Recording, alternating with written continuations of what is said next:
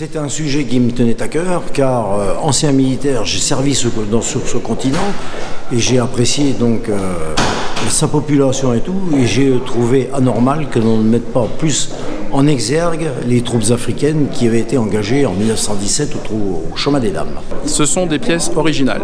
Elles datent tous de la période 14-18, voire quelques années antérieures, comme ces deux tenues de tirailleurs marocains et zouaves, qui datent des années 12-13.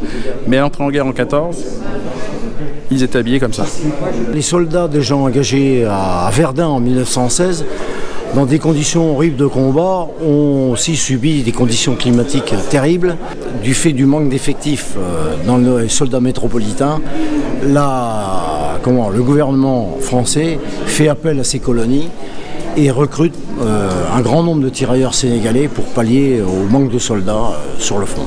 165 000 tirailleurs sénégalais durant toute la guerre sont engagés dans les batailles sur le territoire métropolitain et 35 000 vont payer de leur vie donc un lourd tribut pour que, comme l'a dit Léopold Senghor,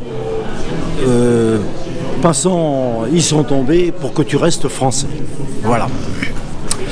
Blaise Diagne, c'est le premier député noir qui a siégé au Palais Bourbon pendant la Grande Guerre, car il faut savoir que bien avant les indépendances, 4 communes, Rufisque, Dakar, Saint-Louis du Sénégal et Gorée, étaient françaises.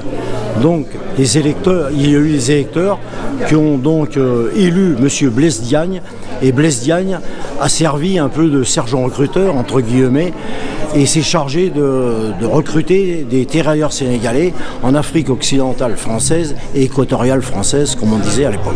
Voilà. Et les pertes vont s'élever à plus de 2000 tués, blessés ou disparus, dont 1796 tirailleurs sénégalais.